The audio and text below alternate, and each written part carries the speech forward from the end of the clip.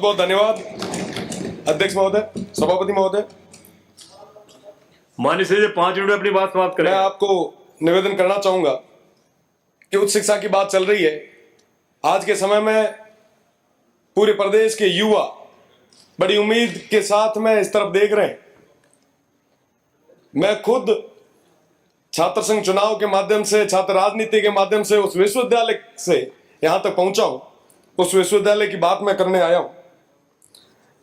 माननीय, मैं निवेदन करना चाहूंगा कि समस्त जितने भी विश्वविद्यालय हैं उसमें स्टाफ की बहुत ज्यादा कमी है। टीचिंग स्टाफ की, नॉन टीचिंग की क्लासेज प्रॉपर कहीं पे नहीं लगती। छात्र राजनीति से कई सारे भाई आ रहे हैं, तो मेरा निवेदन कि ये जो सीटें खाली है जल्दी से जल्दी भरी जाए। साथ ही साथ जोधपुर यूनिवर्सिटी की मैं बात करूंगा।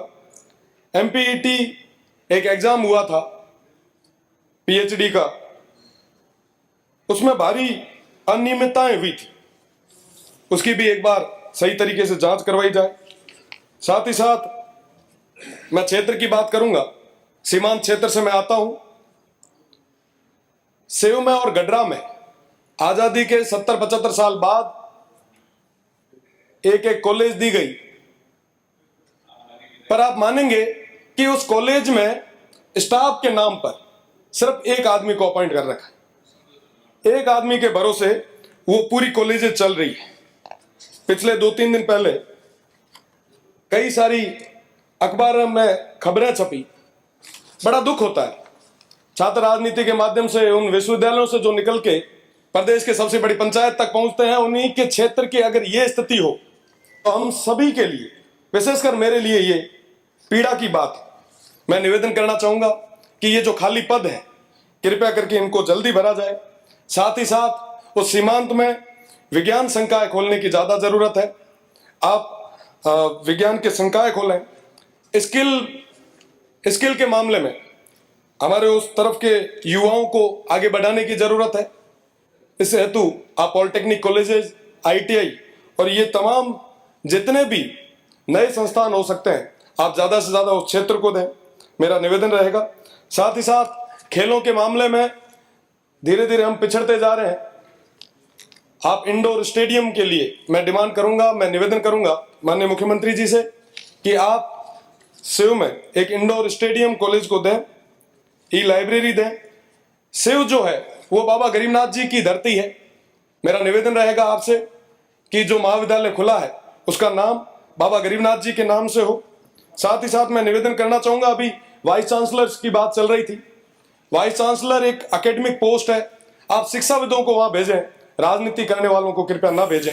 साथ ही साथ मेरा निवेदन रहेगा कि BEd, BSTC और तमाम ये जो कॉलेजेस है, इसके अंदर डोनेशन के नाम पे मोटा पैसा वसूला जा रहा है।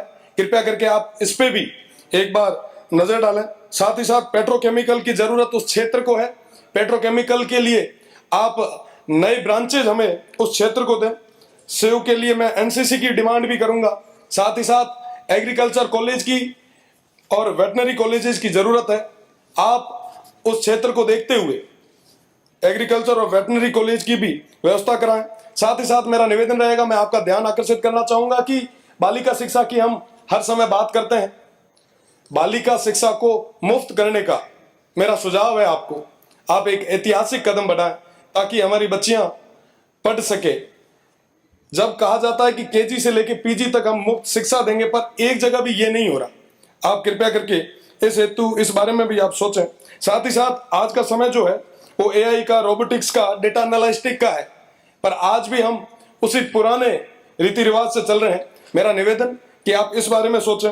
साथ ही साथ जो भी हमारे पुस्तकालय हैं, प्रयोगशालाएं हैं, आप उनकी तरफ उनको रिनोवेट कैसे कर सकते हैं, उनको आगे कैसे बढ़ा सकते हैं, नए संसाधन कैसे जुटा सकते हैं, इस हेतु भी आप आगे कदम बढ़ाएंगे, इस चीज का मुझे भरोसा है। आज के समय में समस्याएं ज्यादा है। 8 करोड़ की जनसंख्या का प्रतिनिधित्व करने वाले ये तमाम लोग जो आज आपसे निवेदन कर रहे हैं, मैं आपको बताना चाहूंगा कि 2027-28 तक आने वाले 5 साल बाद तक हमारे पास 70 लाख बेरोजगारों की एक फौज तैयार हो जाएगी। उसके लिए हमें सोचना होगा, नए संसाधनों को तैयार करना होगा। सरकारी आंकड़े और फोर्ब्स की रिपोर्ट कह रही है कि 88 लाख आज के समय में बेरोजगार है।